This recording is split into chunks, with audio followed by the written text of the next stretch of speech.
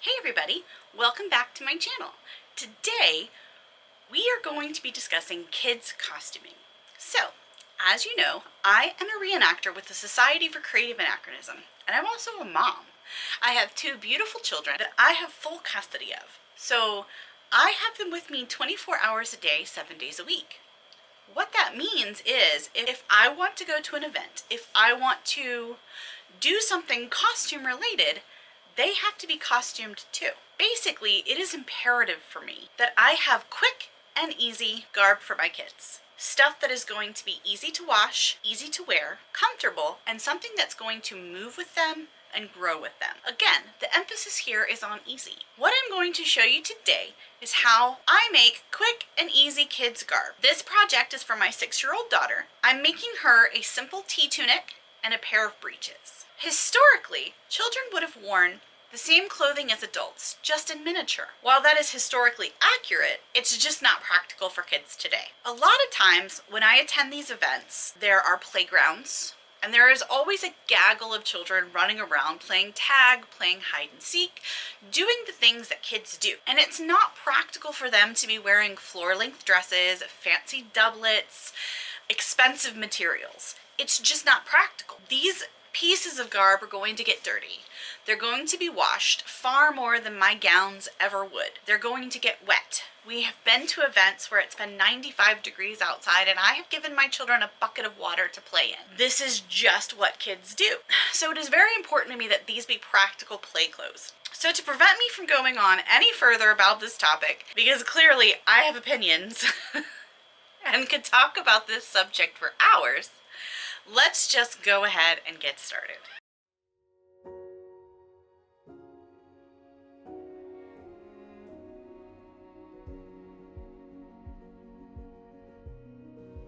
First things first, I'm working with some cheap cotton broadcloth here.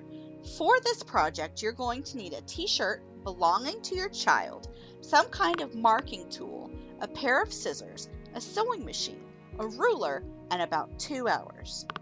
First thing that we're going to do is to lay out the fabric for our tunic, and the way that I am folding this fabric is that I'm going to fold it lengthwise, and then I'm going to fold the outside selvage edge in about 1/4 of the way.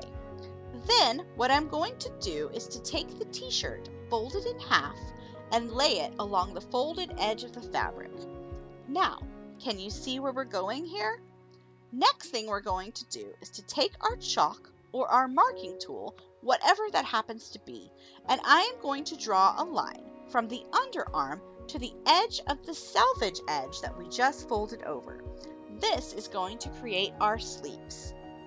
Next, we're going to draw a line about 1 inch out from the underarm down the side of the fabric at an angle to the bottom edge of the fabric. I'm shooting for roughly ankle length on this tunic for my daughter. Next, I'm going to mark the neckline of the t-shirt as the neckline on the tunic. Now that I have my pattern drawn onto the fabric, I'm going to get rid of the t-shirt, and hopefully it is obvious to you where we are going next. Now it's time to cut this out. Once we've done that, I'm going to cut out the neckline and add a 1/2 to 2 inch slit down the center front. And there you have it. That is your tunic. Next thing we are going to do is to lay out our fabric to cut our breeches. This pattern that I'm using consists of 3 rectangles. Based on my daughter's measurements, I'm going to cut 2 leg panels 9 inches wide by 28 inches long on the fold. So that is going to make them 18 inches wide and 28 inches long. Then I am going to cut a rectangular gusset 6 inches wide and 25 inches long.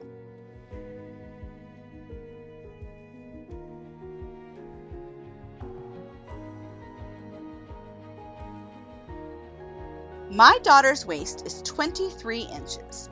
My daughter's thigh is 15 inches. So I need to make sure that one single leg is more than 15 inches wide in order to give her room to move. So I have gone for 18 inches wide here. That gives me 1 inch for seam allowance and then 2 inches of ease. That should be plenty for her to be comfortable. Now, the gusset. I have measured her from belly button to her waistline on her back. This is called her rise. This is basically the crotch measurement. Now, her rise is 21 inches, so I cut this gusset at 25 inches. Again, that is 2 inches for the waistband seam front and back, and then 23 inches for the gusset.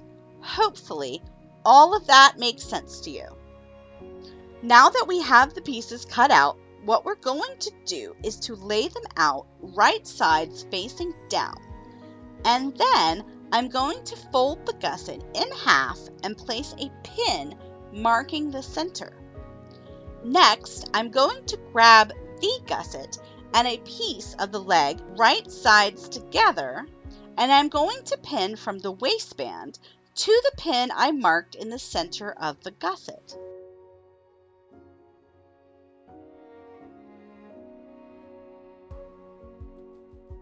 Then I repeat this on the other side.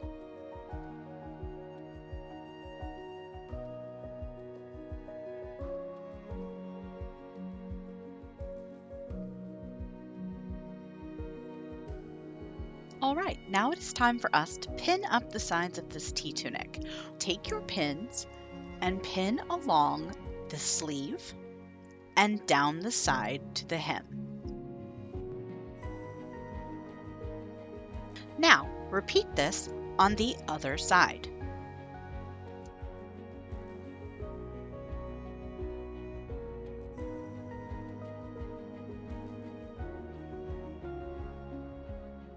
Now, it is time to head over to the sewing machine.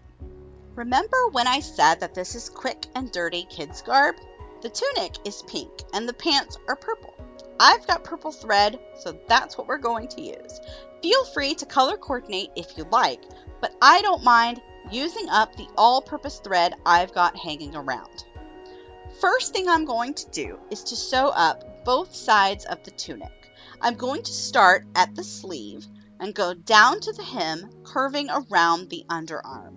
I'm going to do this on both sides, top to bottom.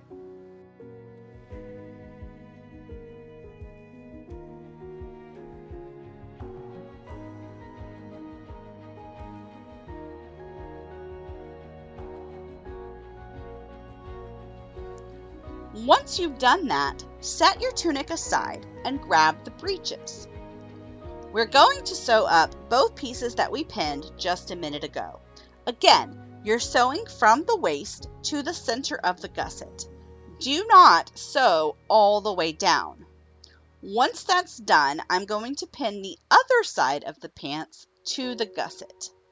Do this in exactly the same way as you did before.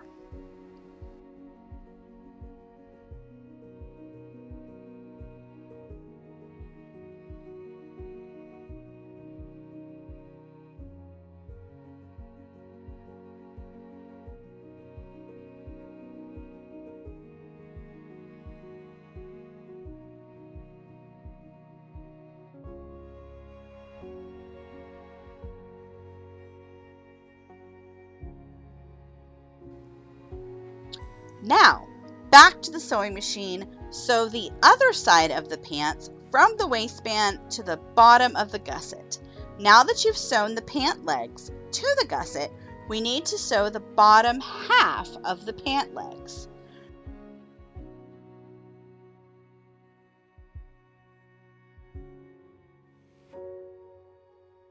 Going from the gusset to the bottom of the leg. In order to do this, I'm going to go ahead and pin the legs together, starting at the very end of the gusset, where we sewed down to before. We're now going to sew down to the bottom of the pant leg, and then repeat that on the other side.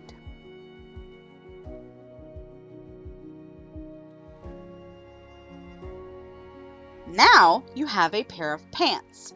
They're not wearable, but they're a pair of pants. Next thing I'm going to do is to hop over to my serger, overlocker for those of you across the pond, and serge up all the seams. Now I recognize that not everyone has a serger or an overlocker. You can zigzag stitch your seams. You can hand fell your seams if you want to, but I do recommend that you finish the seams in some way. This is going to add important stability and integrity to these pieces. This part is going to ensure that these pieces of garb don't fall apart the first time your children wear them. Now that I have serged up all of the seams, I'm going to go ahead and serge the hem, the sleeves, the waistband, the bottoms of the pant legs, and the neckline.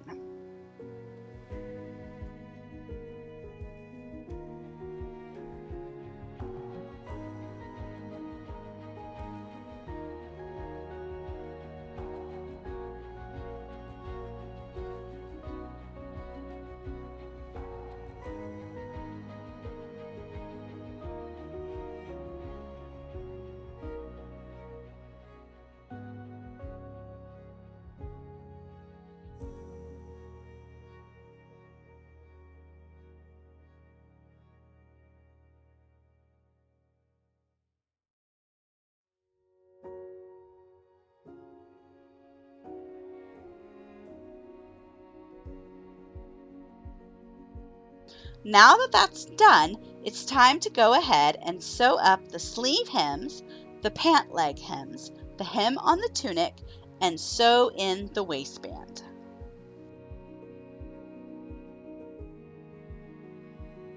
I am doing all of these essentially at 1/2 inch turn of the fabric.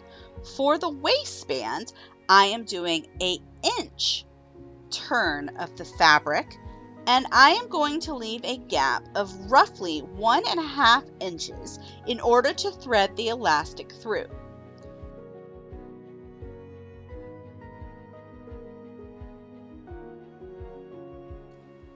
At this point, I'm going to check the fit of the neckline or the neck hole on my daughter to make sure that the slit we cut in the neckline makes it wide enough to go over her head.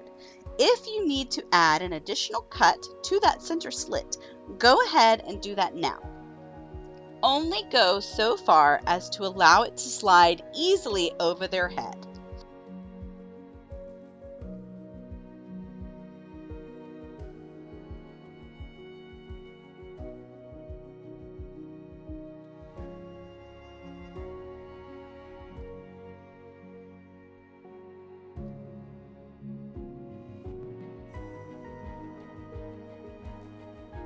Now that all of your hems and the waistband are sewn, get your elastic and measure out a piece that is roughly just smaller than your child's waistline and can stretch larger than the waistline measurement.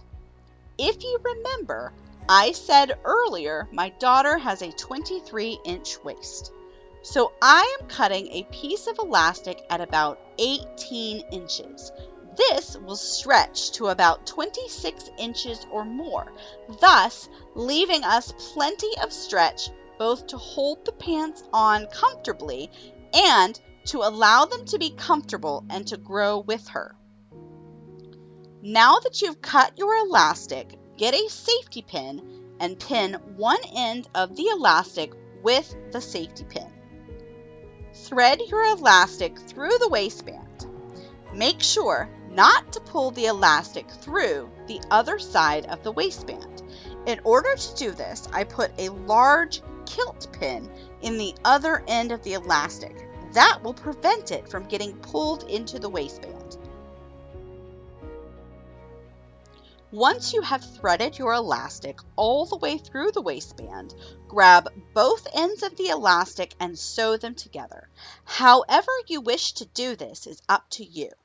I lay them on top of each other like a sandwich, and then I stitch a box over the two pieces. Now that your elastic is threaded through your waistband and sewn together, you can now stitch up the hole that you left to thread the elastic.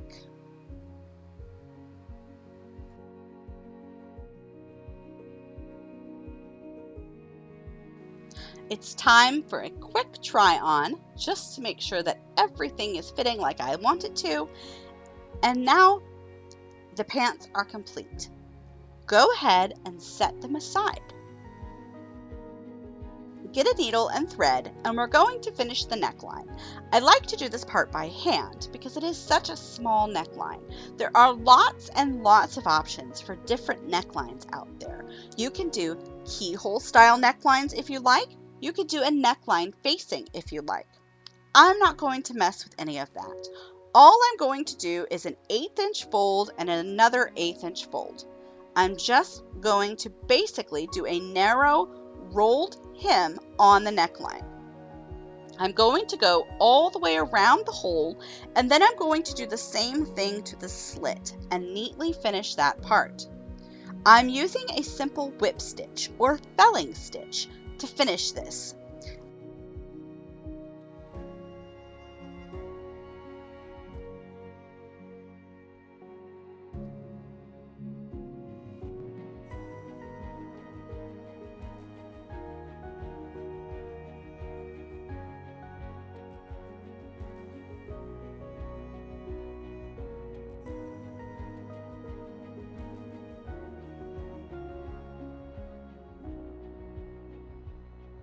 At the point of the slit in the neckline, I'm wrapping the thread at the point similarly to how you might do a bar tack or an eyelet. This will add strength to the point of the neckline, finishing it neatly and preventing any ripping or tearing. And there you have it. Quick and dirty kids garb. 2 hours, 2 yards of fabric, and your child should get plenty of wear out of this one outfit. Make several pieces to mix and match. I actually have plans to do another set of colors for her, as well as a set or two for my son, for what will hopefully be our next event season.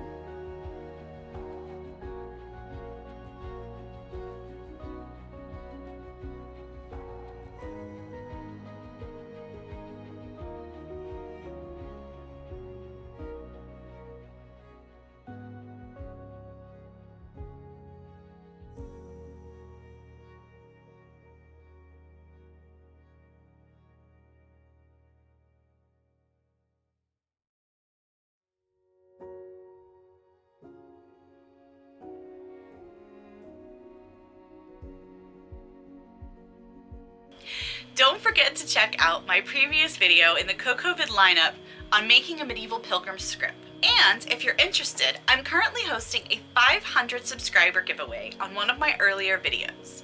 If you'd like to come on over, subscribe to my channel, and enter the giveaway, you could win a copy of The Medieval Tailor's Assistant on Monday, sometime after COVID ends and I've had a well-deserved nap.